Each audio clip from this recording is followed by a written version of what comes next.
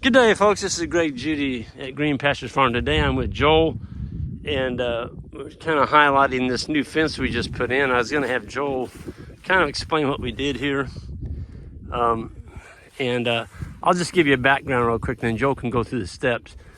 This is our new corral that we put in. Some of you all may have seen that on our earlier videos. We didn't have anything but an electric fence here to hold the cow, and sometimes the baby calves would shoot through it, and then you had a baby calf on one side and the cow on the other. Well, that's not going to happen. So basically what we did is we used 2x8s, 3 of them, and then a 48-inch cattle panel, 16 foot long, and we just stapled them on the inside. So when animals push against that, they're pushing against the 2x8. And then all the posts are 8x8. Some of them are actually, yeah, they're 8 foot long, 8-inch diameter. Some of them are 7-inch diameter because they ran out of 8s. But this is something I did want to highlight. Every single post on here, we had a bunch of this scrap metal left over from a metal project we did, a building, and we just took the tin snips and we covered the top of every single post and screwed them down. Folks, if you keep water out of the top of your post, those posts are going to last you probably another 10 to 15 years. Once this post starts rotting, and they always start rotting from the center because of rain, snow, they just start breaking down. Well, put a roof on it. Put a roof on that post. They're expensive. That is a treated post. You don't want to be replacing that in your lifetime. And if you do that, you won't. So these are in the ground 4 foot. A lot of them, well, I think about every one of them. Do you remember, Joe, we didn't put sackcrete in all those? No, just the corners. Just the corners. The corners have sackcrete in them. The rest of them are in the ground 4 foot. No, these are 9 footers.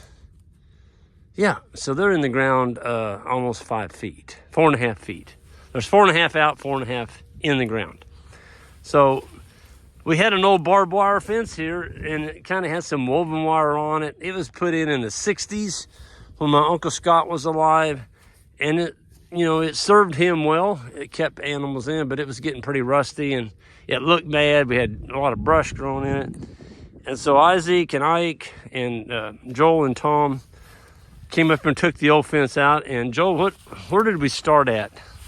Well, we started with the ends and then got a straight line. Let me get you on this side so I'm not looking in the sun. All right, end post set in, and then figured out a straight line to where it makes a bend in the middle. Yep. So we don't give up too much of this great pasture to the county. And then we ran just a reel, a poly braid down to give us a straight line. So you're saying before you drove any post all the way down through here to get straight, you just took a geared reel with poly wire on it. That was your straight line. Yes, sir. Got it good and tight, and then you just followed that straight line. Yep. Made it easy to set all the line posts in. Well, Joel, what's this wire here coming off this big fiberglass rod? What's that? Well, that means we don't have to do a whole H-brace deal and use more of these nice fiberglass posts. Okay. We just set the one here and then braced it off to that. Yep. That big wooden post, so this isn't going anywhere. It's a 9-footer. It's 9 feet long. So you got 4 foot in the 5 foot in the ground. It took some driving, but the ground's wet, so it went in. So we had that big 45-pound driver, and was it you and Tom? No, it was you and Ike, and then Tom and Isaac. So y'all were doing around, you're trading off. It makes a big difference having 2 people on that thing. Yeah, I was telling you, Jan and I used to drive those when we first started, and people were like, no. I'm like, yeah. It's heavy, isn't it? Yeah. But it does a great job. Yeah, you couldn't pound one of these big ones with anything lighter than that. No. That's a 3-inch diameter, solid fiberglass. It's got 1,500 strands of fiberglass in it. I know because where I worked at, we used to make those. That's where we get them. But anyway, so what's that timeless post doing over there screwed into that? What's that all about? Well, since we're setting our corner post out away from this, so we didn't have to use insulators and make another bend. Yep. We had this gap. And Or something could go through it. Right. Yeah. And so instead of to try and fill that, we just took the wires and tied them on here, but then instead of cutting them off and doing a separate piece, we just screwed this, hammered this timeless post down, and then screwed it to the wood post. Yep. And then just. I noticed all the holes are already drilled on that. You didn't have to drill any of the holes. It's pretty handy. Yeah. They're all spaced just right, so we did. So what is your wire spacing? What? The holes are 3 inches apart. So we skipped 2 holes, which means the top 3 gaps are 9 inches and the bottom is a 6 inch. Okay. Yep. So the 6 inch is going to really help us keeping sheep and goats in. Yep. Yeah. Well, how'd you fasten it on that big fiberglass rod? Well, we ran it all the way down from the other direction and then took a full wrap around it, came back around. Yep. Did a nice hangman knot there, and that means there's no tension on that little gap there. Gotcha. It's just there to. So when you made that hangman's knot around that big rod, you made sure you had enough tail on each one to reach over there. Yeah. Without putting another piece on. Yeah. Perfect. And we made sure to tension this all the way up before we crimped these in place, so that when we pulled it tight, it didn't cinch this around and pull those through the timeless. Right. Well, boy, that's a fine looking fence. I mean, if y'all look down through there, look how straight that is. I'm right over the top of it. You can't even hardly see nothing, just but a straight line of post. How do you like those timeless posts? They're pretty nice. They drive in really easy, and they're real flexible, so they don't. Well, I noticed on these, you all ran them through the hole, where normally we fasten on the outside, and that's because we didn't have any splices. So this was a brand new roll of wire. But that saved a lot of time, not having to come through every one of these posts, all these wires, and put a little tie on. With soft wire. Yes. That was very nice. Well, I told Isaac, you better get ready to put them back on the outside, because we got a lot of wire rolled up that has splices on it. But here along the road frontage, this is Judy Farm. We own this farm. I'm like, you know what? Let's just go ahead and bring out that new roll wire and make it look really sharp. Yeah. And it did. So when cattle or a deer hits that wire, they're out. The cattle over here, this is the roadside. They've got to bust that wire all the way through that post to get that wire loose. It's not going to happen. No, that post will flex before it. Look at that. Before it goes through that. It pops right back straight when the pressure's off. Yeah.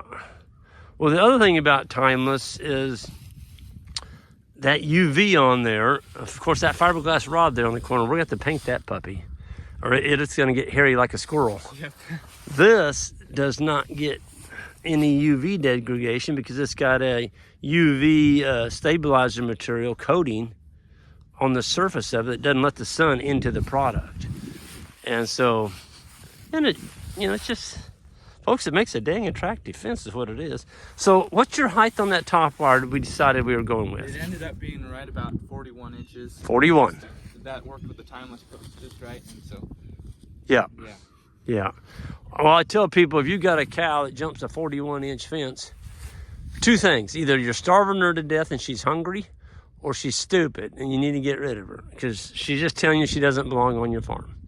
Yep. Those wild ones, they don't need to be hanging around very much. None of yours are going to even think about going there. No. Well, our neighbor's perimeter fence over there on the side, along that woods, all the way through that farm, is 28 to 30 inches tall. Now there's 3 of them for sheep and such, but I've never had an animal go through it. But there's 8,000 volts in there too. You know when you touch it. Well, I noticed you all kind of got this thing down. I turned around and y'all were going down through here. I think it was Isaac or somebody told them they had a big mallet. It was a plastic mallet. So you had your chalk line, the reel, the geared reel poly braid stretched super tight from that corner clear down to that big cedar. And then they were just taking that mallet and they were driving these to get them all started with the mallet. Get them in the right place so that when you come along with the driver, you can just knock them out. Smack them right in. And these are in the ground 16 inches. And so there's a label right there. Maybe it's on the back. Yeah, there it is. There's the label right there. You want to stop when that label gets flush with the ground. That is your drive indicator.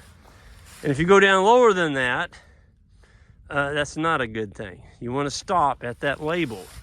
Because if you drive it down to where this bottom hole is flush with the ground, now you've got an issue.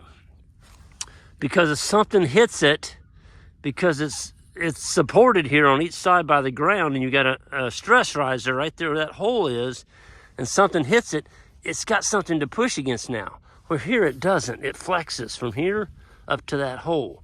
So that depth gauge there is there for a reason, and don't ignore it when you're driving these. So if you're in the market to build some good fence, you need some really good perimeter posts. Here they are. It's timeless fence. I will admit straight up, I do get a small commission if you mention my name, and I'd appreciate it. It helps support the channel and the farm, and I wouldn't be promoting it, folks, if it wasn't a good post, period.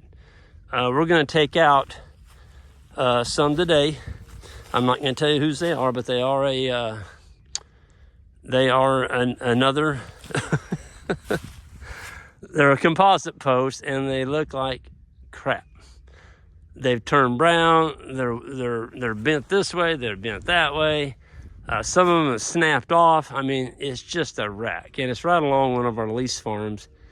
And so we bought enough of these posts that the boys are going to go over there. We're going to take all the posts out and put the real post in, because this is the insulator. It is your post, and it's attractive, and it's going to last you a long time. And like Joel was saying, it's quick. There's no. This didn't take long at all. How long did it take us to put this in? Maybe an hour? Something like that. I mean, it's crazy. Yeah, we had all of us working on it. Yeah, we had several working on it, but y'all snapped that in there pretty darn quick. Yeah. So, folks, I'm going to get out here. Joel, thank you for your explaining how we built this, and we'll see y'all down the road. And some of y'all that are going to be in Indiana, we're coming that way. I'm speaking at the Northern Indiana Grazing Conference on Friday and Saturday of this week. So maybe we'll see some of y'all there. Take care.